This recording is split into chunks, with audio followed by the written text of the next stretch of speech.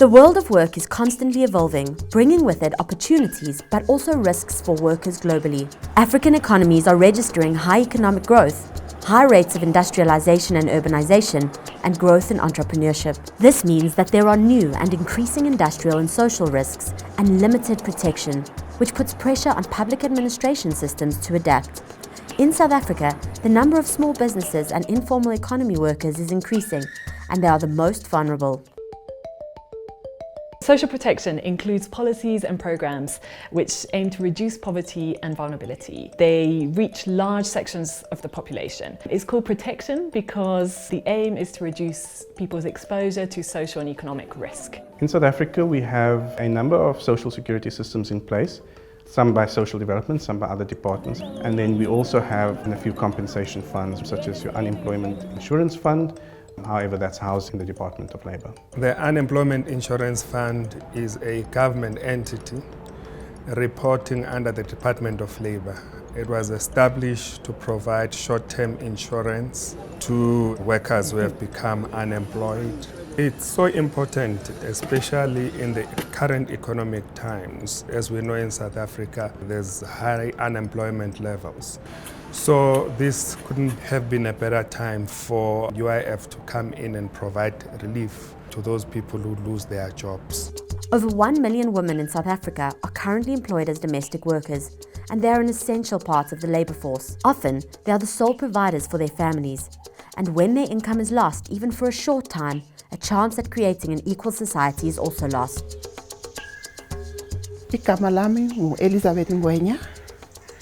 Ngihlala e-Orange Farm, ngineminyaka ewu-52. La ekhaya ngihlala ngedwa.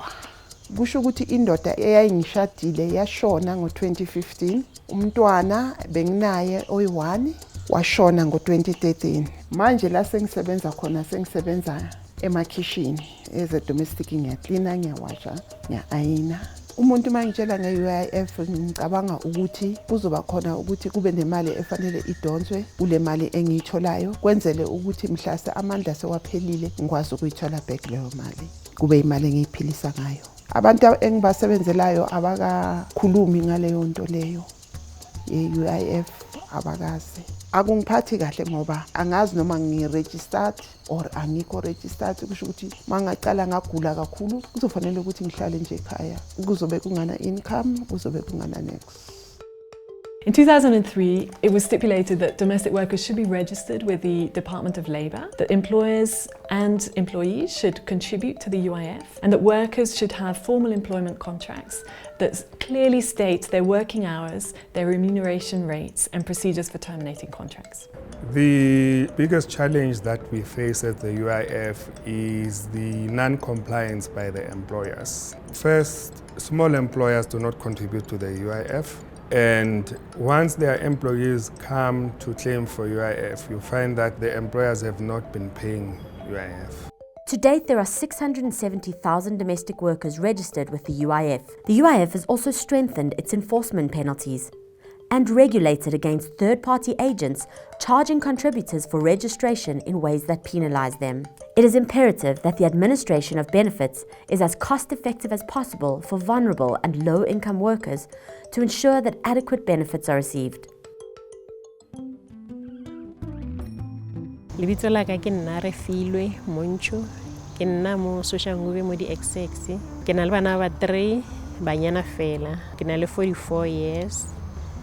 I ke bereke ke mo hae, and then 20 years ke le domestic worker. Nkile ka claima for UIF ka gore ke berekile 20 years, at least ke tlo kry tšheletenyana, and then engwe ne nka e safer, and then engwe ka e berekisa dilo tsaka. My dreams is to create mmereko, ke bereke, ke kgone go tsentsha bana ba ka sekolo. Se solo thata-thata go isa bana ba ka sekolo.